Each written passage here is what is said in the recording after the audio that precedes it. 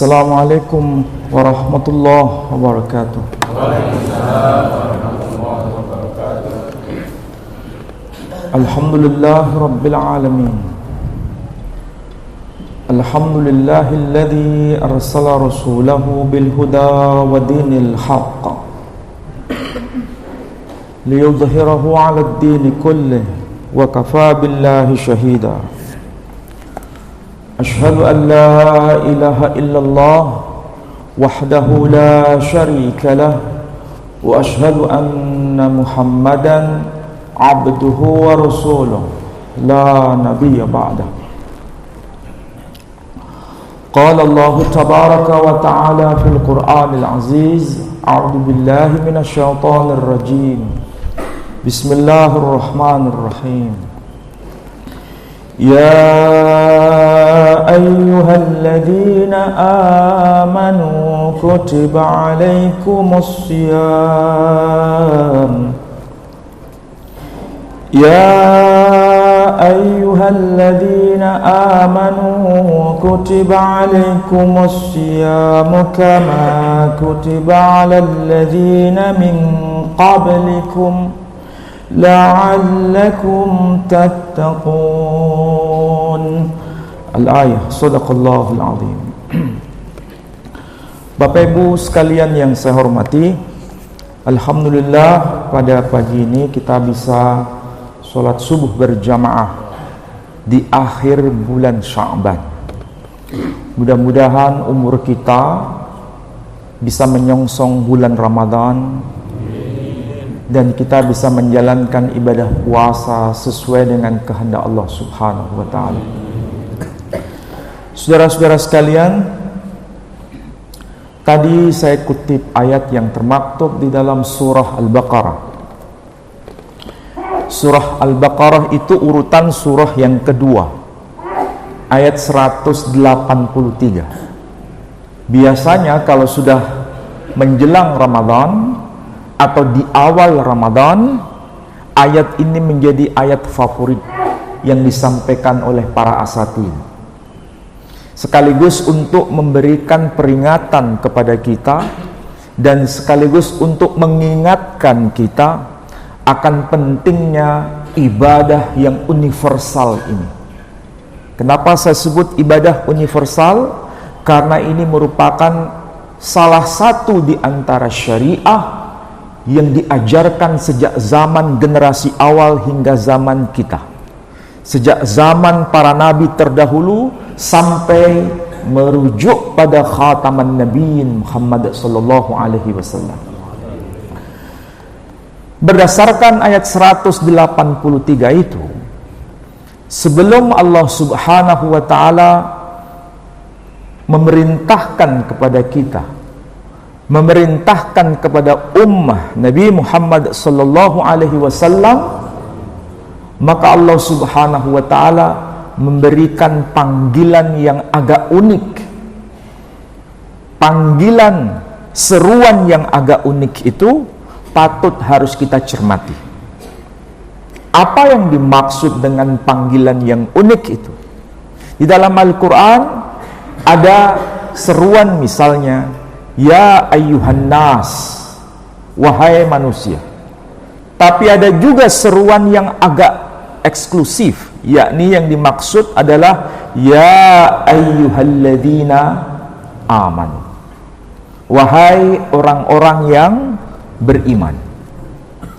Jadi kalau kita memahami makna harfiah dari ungkapan seruan ya ayyuhalladzina amanu, berarti ini bukan sekedar hamba biasa, tapi yang diseru ini adalah hamba istimewa. Karena tidak semua orang bisa menyambut seruan itu.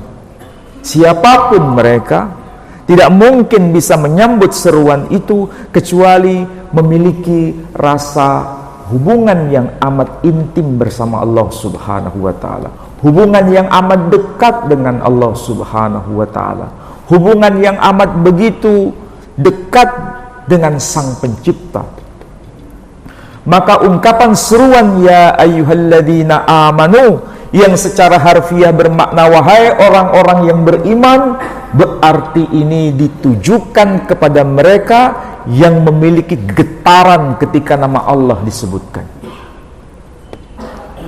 Maka jangan salah bila di sekitar kita pada saat kita berpuasa, kita menjumpai orang-orang yang juga tidak berpuasa, dan kita sekaligus bisa membedakan siapa mereka dan siapa kita.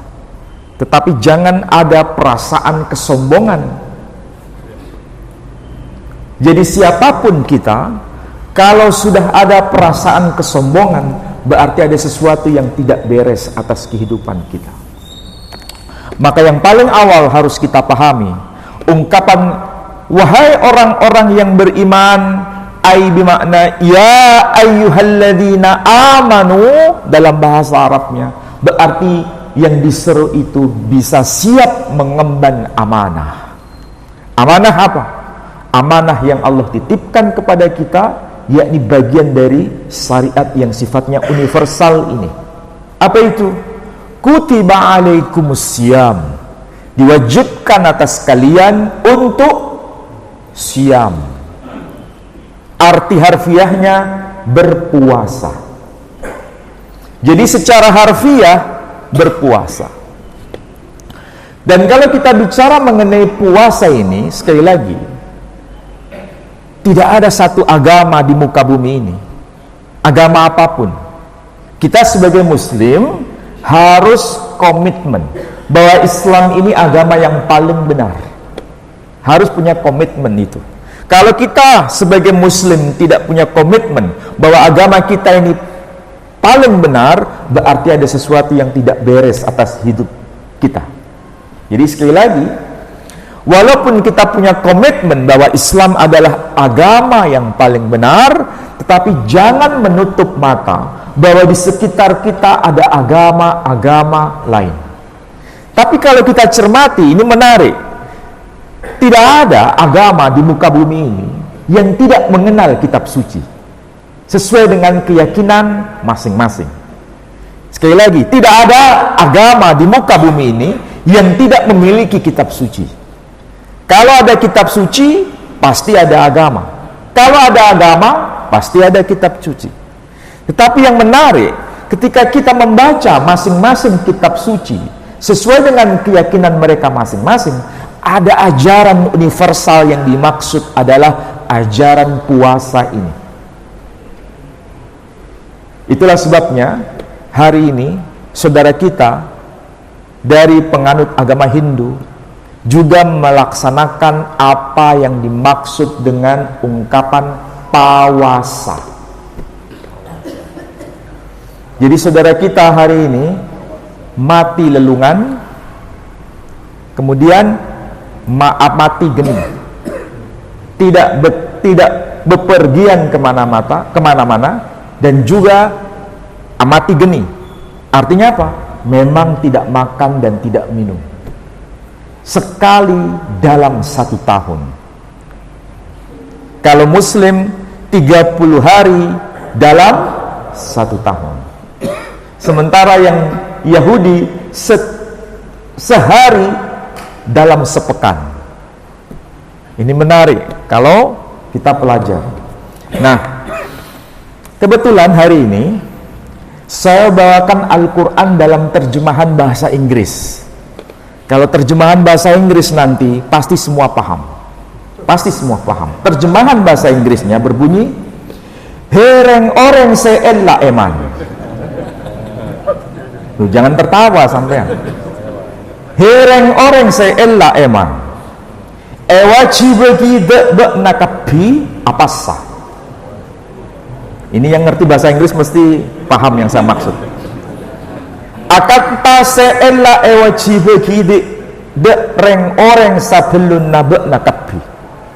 Ini kalau diterjemahkan, hereng orang seella eman, wahai orang-orang yang beriman, wajib bagi nakabi apa sah, diwajibkan bagi kalian semua apa sah. Apa itu apa sah? Berpuasa. Akan taseella wajib bagi reng orang sabelun nabek nakabi, sebagaimana telah diwajibkan atas orang-orang sebelum kalian semua. Sopajebat nakabi pada at-taqwa, supaya kalian semua pada bertakwa. Semua kalian semua bertakwa. Nah, bahasa Inggrisnya judulnya di sini Al-Quran terjemah Pesemetur. Ini ada. Jadi kenapa kita harus minimal tahu bahwa Al-Quran sekarang itu diterjemahkan dalam berbagai bahasa daerah. Dalam rangka apa? Supaya mendekatkan masyarakat grassroots supaya paham mengenai Al-Quranul Karim dengan bahasa mereka masing-masing. Dan tentu saja ini bukan penerjemah satu orang, tapi melibatkan tim yang paham bahasa Arab dan paham bahasa daerahnya. Jadi kalau Quran terjemahan bahasa Madura harus orang Madura dan yang mengerti bahasa Arab. Kalau ada Quran terjemah bahasa Jawa, Quran Jawen misalnya, maka dia harus orang Jawa yang paham bahasa Arab. Nah, itu merupakan strategi dakwah. Bagaimana mendekatkan ummah dengan Al-Quran. Nah, ada satu kata kunci tadi. Kalau dalam terjemahan ini, yakni ungkapan apassa. Dalam bahasa Madura disebut apassa. Dalam bahasa Jawa disebut poso. Dalam bahasa Melayu atau Indonesia disebut puasa. Pertanyaannya sekarang, dari mana kita mengenal istilah-istilah tersebut? Ternyata istilah apassa, istilah poso, istilah puasa bukan asli bahasa Madura, bukan asli bahasa Melayu, bukan asli bahasa Jawa, tetapi semuanya itu diadopsi, diambil dari bahasa Sanskerta, bahasa suci kaum Hindu. Karena istilah itu berakar dari istilah pawasa. Apa itu pawasa? Ya puasa, tidak makan, tidak minum. Bukan hanya istilah pawasa yang masih kita pakai, meskipun dengan lahjah puasa, apasa, poso, tetapi juga istilah surga, juga istilah neraka. Jadi istilah surga itu bukan asli bahasa kita, tapi dari bahasa Sanskerta, bahasa suci saudara kita kaum Hindu. Dan istilah itu merujuk pada satu kitab, misalnya kitab suci yang disebut Mahabharata. Di bagian akhir ada yang disebut bagian Parwa dengan istilah Swarga Rohanika Parwa. Jadi istilah swarga bahasa Sanskerta, dalam bahasa Jawa menjadi swargo, dalam bahasa Indonesia menjadi surga, dalam bahasa Madura menjadi swarga. Betul ya?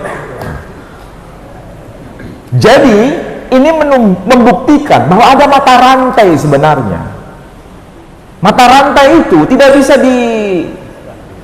dimanipulasi, tidak bisa dihilangkan, karena kita masih pakai sampai sekarang.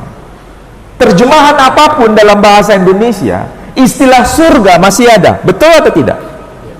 Jadi misalnya kalau ayat itu berbunyi, ya Adam, uskun anta wa zawjukal jannah, diartikan, wahai Adam, tinggallah engkau bersama pasanganmu di mana? Di surga. Ingat sekali lagi, istilah surga bukan asli bahasa kita, tapi berasal dari bahasa Sanskerta.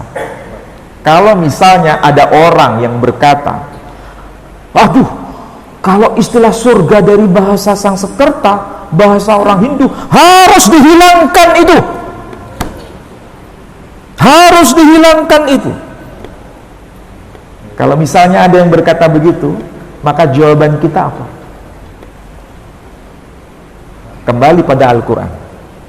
Kalau misalnya istilah surga harus dihilangkan, istilah neraka harus dihilangkan, maka kita kembali jawabannya pada Al-Quran. Iya, itu terjemahan Quran. Kalau dihilangkan, monggo silahkan. Tapi sekarang kalau kembali pada teks redaksi Quran, bahasa aslinya bahasa apa? Bahasa Arab. Kalau bahasa Arab, ada ayat yang berbunyi, malakaini bibabila Harut wa Marut. Ada dua malaikat di negeri Babel yang bernama Harut dan Marut. Istilah Haruta memang tercantum dalam Al-Quran bahasa Arab. Tapi ingat, istilah Haruta itu adalah bahasa Sangsekerta dalam kitab Weda. Apa harus kita hilangkan istilah Harut? Kalau dihilangkan, wah, berarti Quran kita ada satu kata yang hilang. Inilah yang disebut kearifan, bahwa Quran bukan sesuatu kitab suci yang sifatnya duduk blek dari langit, tanpa ada relasi dengan risalah-risalah sebelumnya, tapi ada mata rantai. Ya, ini baru bicara mengenai puasa, pawasa. Dan teks Qur'annya menyebut bukan pawasa, bukan puasa, tapi itu terjemahan Quran. Tapi teks aslinya adalah saum. Ya, saum. Nah, ketika Allah memerintahkan saum atau puasa, bukan sekedar perintah, tapi Allah tidak mau menghilangkan barang bukti. Ada mata rantai dengan kitab-kitab sebelumnya. Itulah sebabnya Allah berkata, kama kutiba 'alal ladzina min qablikum, sebagaimana telah diwajibkan atas ummah sebelum kalian. Ini ayat Al-Qur'anul Karim yang pasti kita berkata sami'na wa ata'na. Tapi kalau kita ngomong di kampus, nggak bisa orang percaya begitu saja. Kalau dalam Quran berkata, kama kutiba 'alal ladzina min qablikum, sebagaimana telah diwajibkan atas ummah sebelum kamu, mana bukti? Kalau ada orang berkata menuntut, mana buktinya? Pertanyaannya, bukti itu ada atau hilang? Bukti itu ada atau hilang? Nggak mungkin bukti itu tidak ada, karena Allah sendiri berkata sebagaimana telah diwajibkan atas ummah sebelum kalian. Bukti itu masih ada dan terpelihara. Masalahnya kita ini bisa baca atau tidak. Masalahnya kita bisa membaca bukti itu atau tidak. Nah, hari ini supaya kita ini tidak sekedar mendengar, kebiasaan kita ini gampang percaya sama omongan. Walaupun hanya sekelas ustadz, tidak kritis kita ini. Apa yang dikatakan pelunga-pelungu, benar. Belum tentu. Hadirkan namanya bukti. Kalau tidak bisa menghadirkan bukti, maka patut dicurigai. Karena Allah selalu tidak pernah menghilangkan barang bukti itu. Jadi ketika Allah berkata kama kutiba 'alal ladzina min qablikum, sebagaimana telah diwajibkan atas ummah sebelum kalian, pasti bukti itu ada. Nah, sekarang kita pelan-pelan. Perintah puasa itu pada bulan keberapa? Bulan apa yang namanya disebut? Ramadan. Oke? Dan itu termaktub dalam ayat 185. Syahrul Ramadan alladzi unzila fihil Qur'an hudan linnasi wa bayyinatin minal huda wal furqan. Arti harfiahnya, pada bulan Ramadan itu diturunkan yang disebut kitab Al-Quran. Dan dalam konteks itu berkaitan dengan ibadah puasa juga. Jadi di dalam Al-Quran memang disebutkan bulan Ramadan untuk berpuasa, tanpa disebutkan urutan bulannya. Ya, tapi kalau di kitab ini, yakni kitab Torah Nevi'im Ketuvim, ini ada informasi sebagaimana yang saya maksud sebagai bukti. Ngomong-ngomong, sebelum saya jelaskan, ini kitab adalah kitab saudara tua, yakni kaum Yahudi dan saudara kita Nasrani, faham dan tahu kitab ini. Ini dalam bahasa aslinya ya, bukan terjemahan. Tulisannya kayak rayap, ya. Tetapi nanti kalau saya bunyikan mirip-mirip dengan bahasa Arab. Di teks ini disebutkan demikian. wa yahib shanah hamishit leha yakhim meleh Yehuda qar'asam lefanai Adonai lekol ha'am Berushalayim. Ada miripnya dengan bahasa Arab enggak? Sampai mantuk-mantuk itu paham atau enggak sih? Wa yahib shanah, dan adapun pada tahun. Nah, bahasa Arabnya tahun itu apa? Shanah. Bahasa Ibraninya juga shanah. Mirip. Sama seperti orang Jawa dengan Madura. Mirip kan? Orang Madura menyebut pintu apa? Labeng.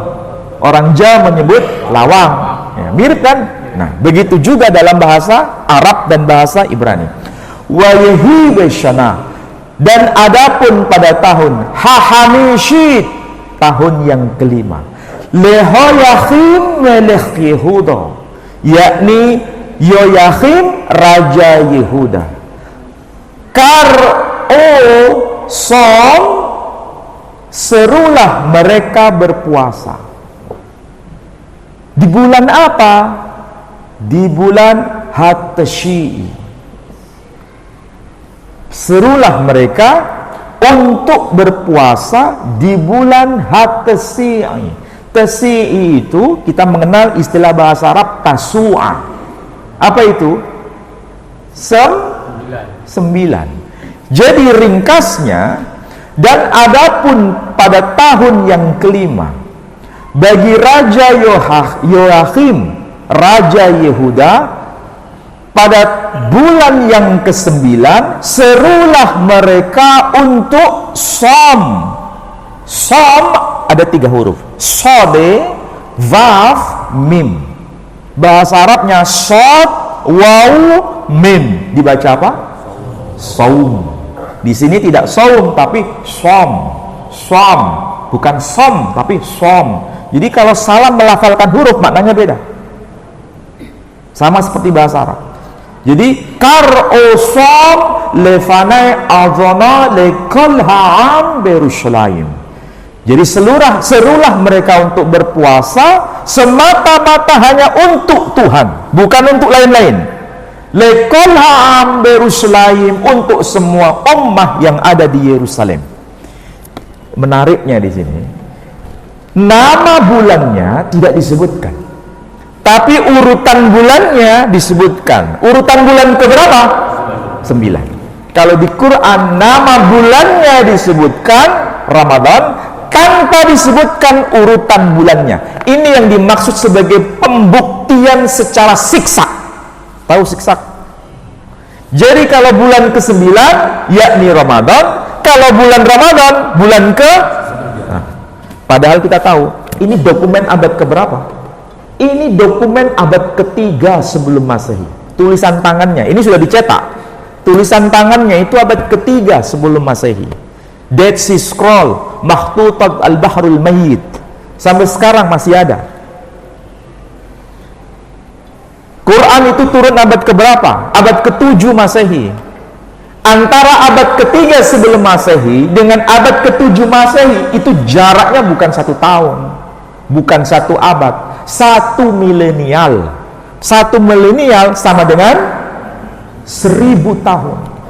Quran diturunkan sebelumnya ada saksi data validitasnya 1000 tahun sebelumnya sudah bicara soal itu, dan sampai sekarang masih dapat kita akses.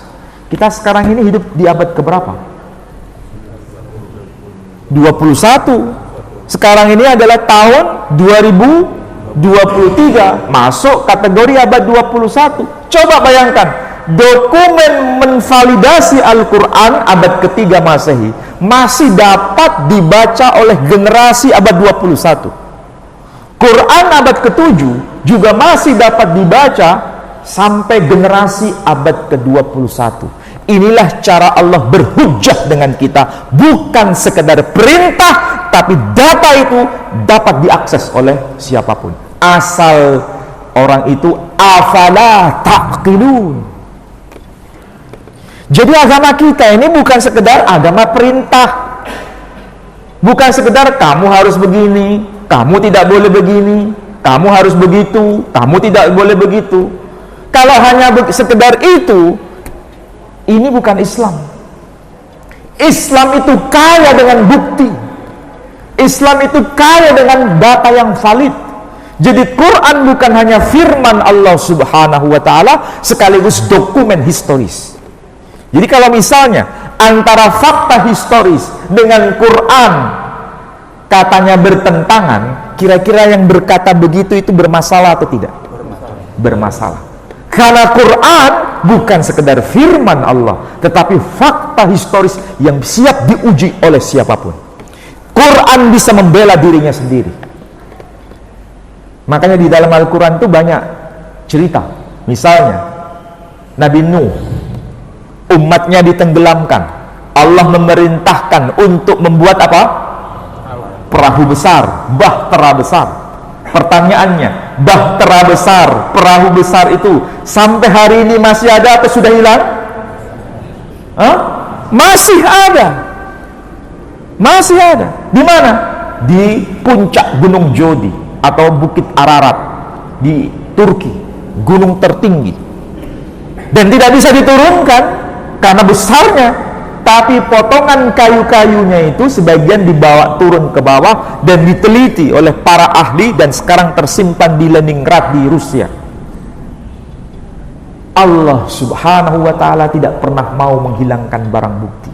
Ini beda dengan kita, karakternya kita ini kayak Sambo. Kenapa? Kita ini sering menghilangkan barang bukti karena ketakutan kita ini kalau kita berbuat sesuatu yang tidak benar. Nah, sekarang ini bicara sudah soal fakta, sudah saya jelaskan. Kalau masih ngeyel bahwa itu hanya sekedar perintah puasa begitu saja, karena dia nggak paham mengenai fakta-fakta historis kayak begini, sehingga dia hanya ritualistik yang dilakukan, upacara tahunan, ritual tahunan, sehingga yang dilakukan hanya puasa, tidak makan, tidak minum. Iya, berhenti. Tapi yang lain-lain masih terus tidak makan, tidak minum di bulan Ramadan. Tapi korupsi di bulan Ramadan masih jalan terus.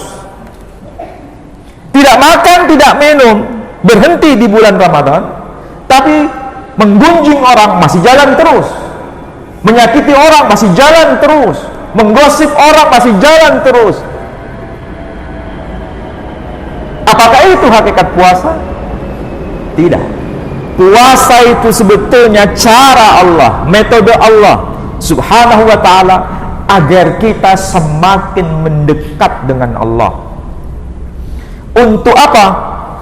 Untuk yang disebut tauhid rububiyah.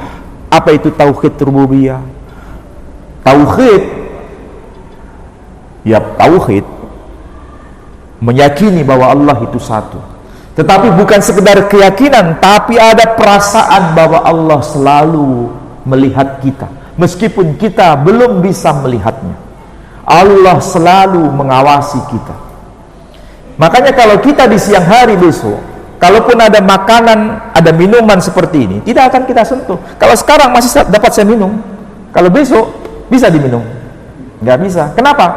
Bukan saya takut kepada jamaah, tapi karena saya takut dan kita takut kepada Allah Subhanahu wa ta'ala, karena Allah melihat kita.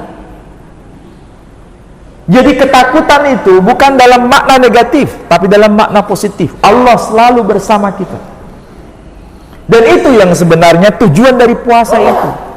Jadi puasa itu kemanapun kita bergerak, apapun yang akan kita ucapkan, apapun yang akan kita lakukan, sebelum kita ini bertindak, kalau ada perasaan bahwa Allah selalu mengawasi kita, itulah hakikat puasa itu sendiri.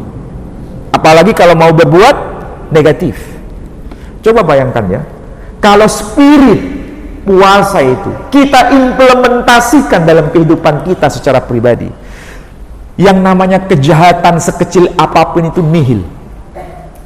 Cuma masalahnya kita ini berpuasa secara lahiriah, tapi di luar itu masih jalan terus Bahkan dengan bangganya di bulan puasa melaksanakan umroh dengan biaya mahal di hari-hari terakhir menjelang Ramadan, tapi uang yang dipakai uang korupsi.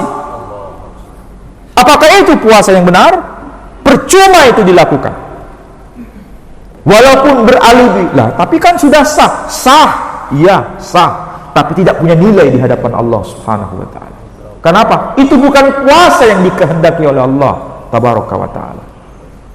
Makanya tidak salah bila ada non muslim mencibir kepada kita. Coba lihat puasa, tapi kelakuannya korupsi. Percuma puasa. Omongan begini sebenarnya benar. Benar orang ini. Katakan benar meskipun itu non muslim. Karena memang itu bukan puasa yang diajarkan oleh Al-Quran. Kita sendiri yang memelintir Al-Quran itu sendiri.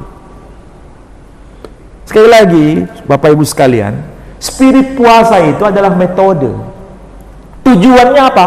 La'allakum tattaqun. Itu targetnya. Agar kita bertakwa selalu dalam pengawasan Allah Subhanahu wa taala. Makanya kalau kita misalnya mau berwudu, ya kan? Di saat kita berpuasa, seandainya kita minum air itu sedikit, ada nggak orang tahu? Nggak ada yang tahu.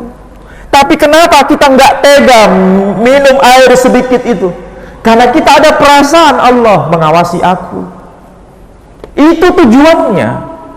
Kita nggak mau melanggar itu.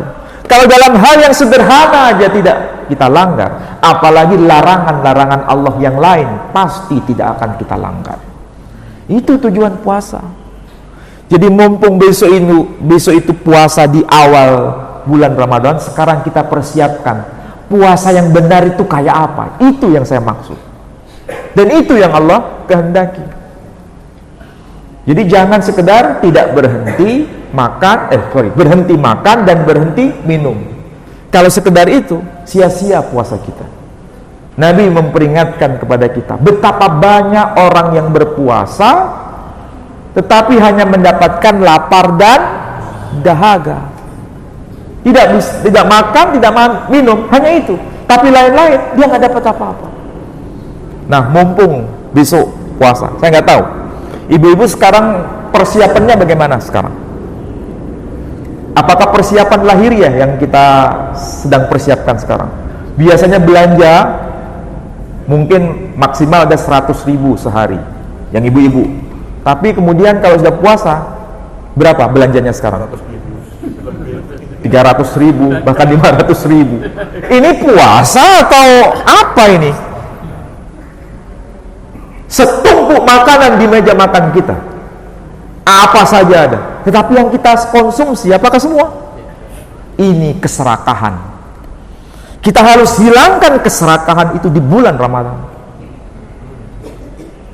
Bukan keserakahan yang harus kita tampilkan, tapi kedermawanan itu yang harus kita tampilkan.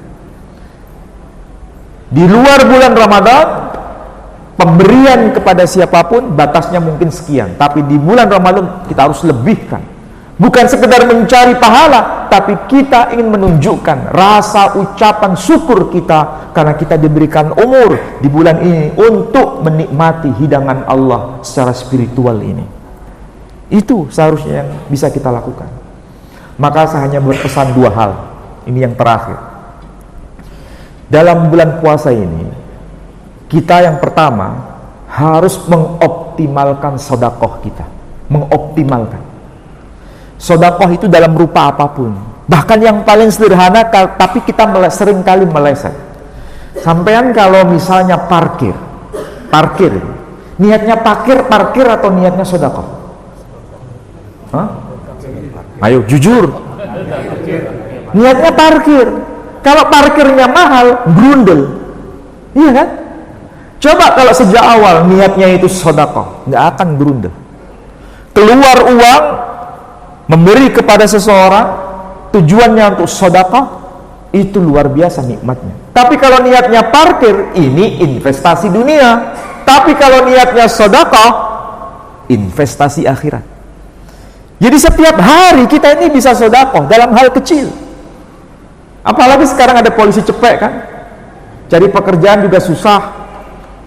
Sampai kalau ngasih polisi cepek itu gerundel atau enggak?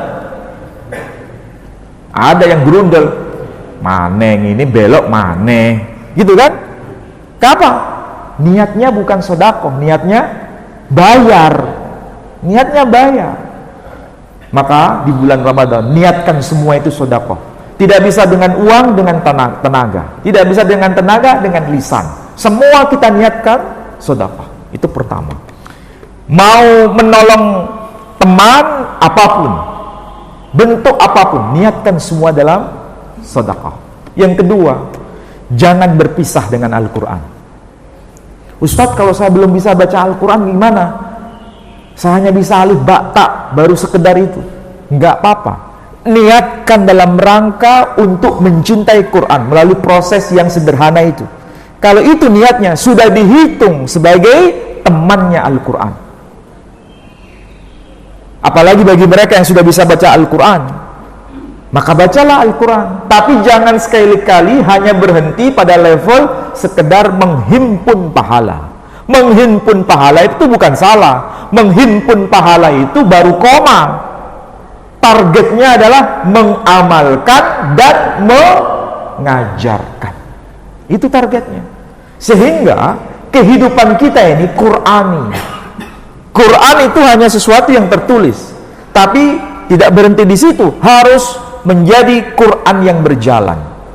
Karena Nabi itu adalah Quran yang berjalan. Sayyidah Aisyah radhiyallahu anha pernah ditanya, bagaimana akhlaknya Nabi itu? Sayyidah Aisyah radhiyallahu anha berkata, kana khuluquhul Quran. Akhlaknya Nabi itu adalah Al-Quran. Jadi ada Al-Quran yang terbaca, tapi juga ada Al-Quran yang berjalan.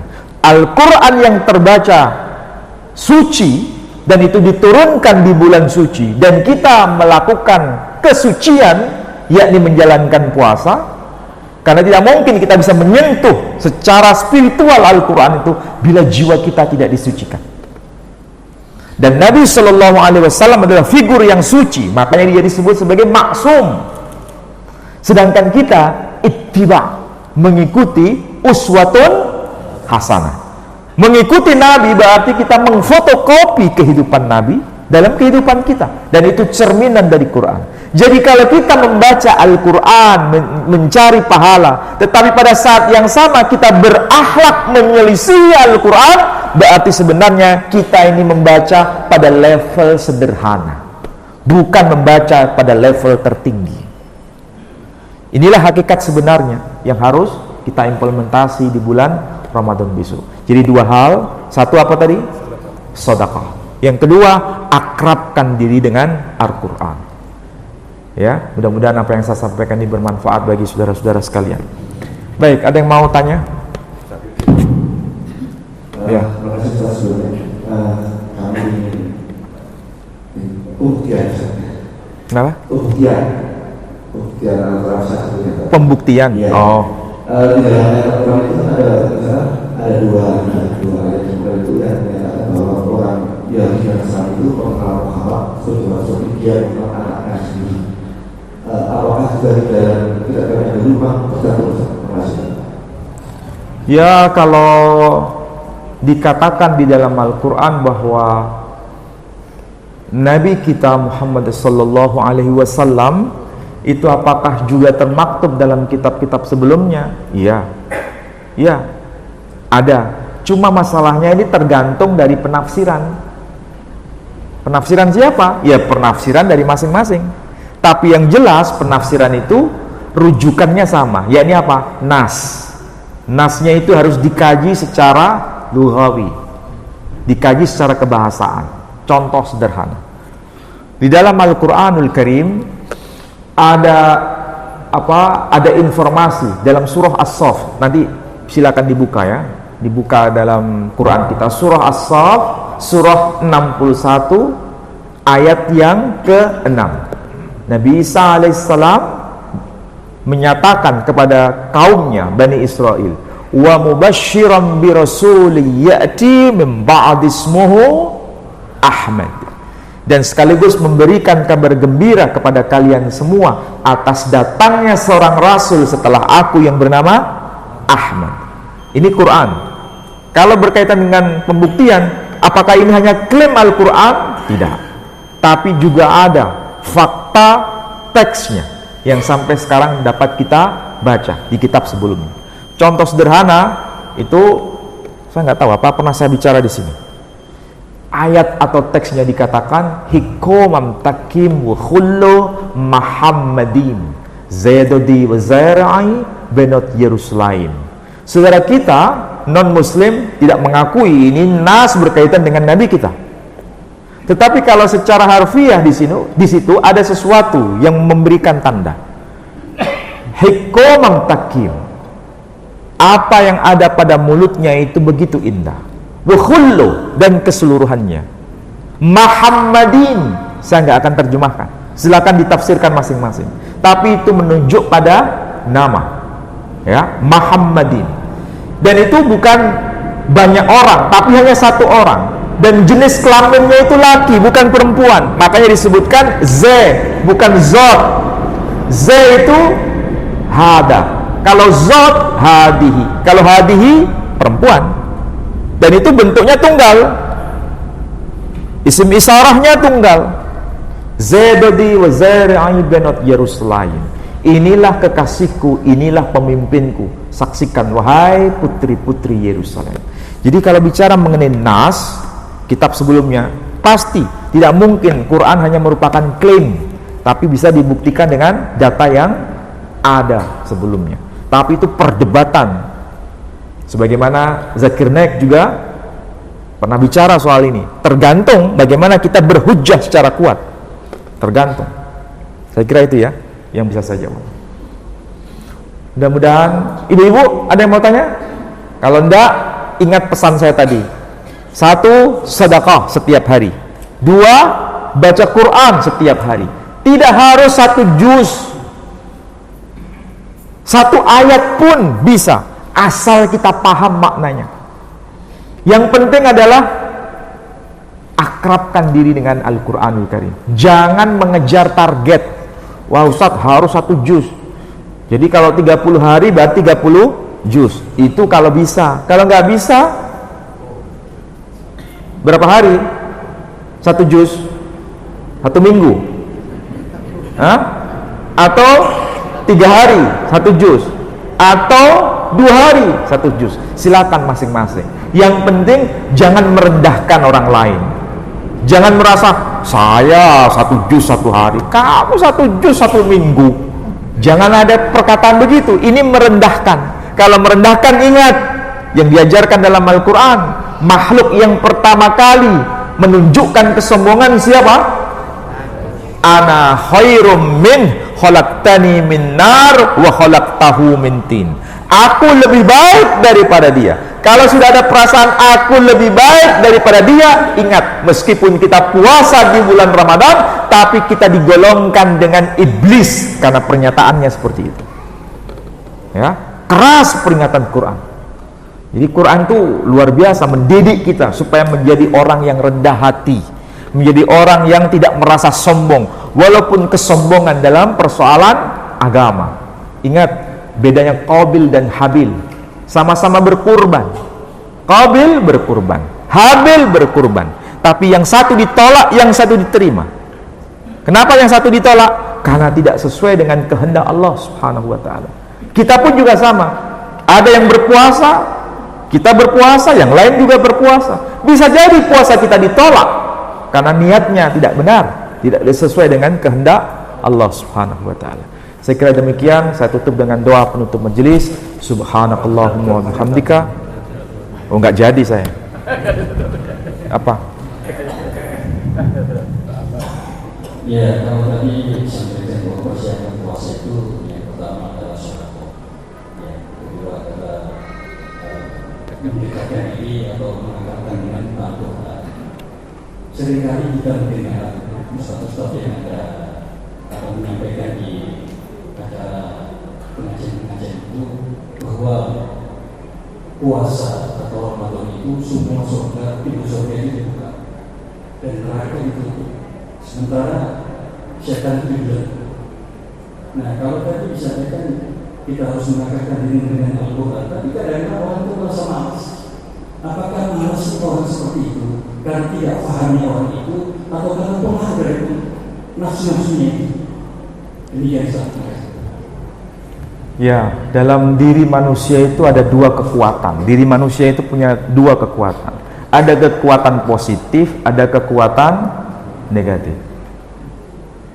Jadi fa'alhamaha fujuraha wa taqwaha. Jadi ada sisi positif, ada sisi negatif. Tergantung kita sekarang mau mengoptimalkan posisi yang positif atau yang negatif. Tergantung kita. Kalau kita mengasah diri kita ini selalu mendekat kepada Allah Subhanahu wa taala, pasti Allah bersama kita, dan itu bentuknya adalah kita semakin dibawa ke jalan yang positif itu. Jadi kita harus mengoptimalkan, mengasah yang sisi positif itu, sehingga menggerus yang sisi negatif. Inilah bedanya manusia dengan malaikat. Malaikat tidak punya sisi negatif. Kita ini punya dua sisi yang saling berebut untuk itu. Saking berebutnya ini, kita sendiri yang mengoperasionalkan. Faktor eksternal itu juga ikut berpengaruh. Tapi di bulan Ramadan, faktor eksternal itu ditekan. Hanya kita sendiri yang diberikan peluang untuk mengolah diri kita pribadi. Mudah-mudahan karena kita berjamaah, sholat berjamaah, kemudian berakrab dengan orang-orang saleh, itu semakin mengoptimalkan sisi positif itu. Jangan bergaul dengan orang-orang yang tidak baik. Kalaupun kita harus memperingatkan kepada orang yang tidak baik, itu dengan cara yang santun, bil hikmah itu. Saya kira itu ya yang bisa saya jawab. Mudah-mudahan puasa kita besok adalah puasa yang kualitasnya itu terbaik dibanding puasa kita tahun kemarin. Semoga Allah selalu membimbing kita, selalu mengawasi kehidupan kita secara pribadi. Saya kira demikian. Saya tutup dengan doa penutup majelis. Subhanakallahumma wa bihamdika asyhadu an la ilaha illa anta astaghfiruka wa atubu ilaik. Assalamualaikum warahmatullahi wabarakatuh.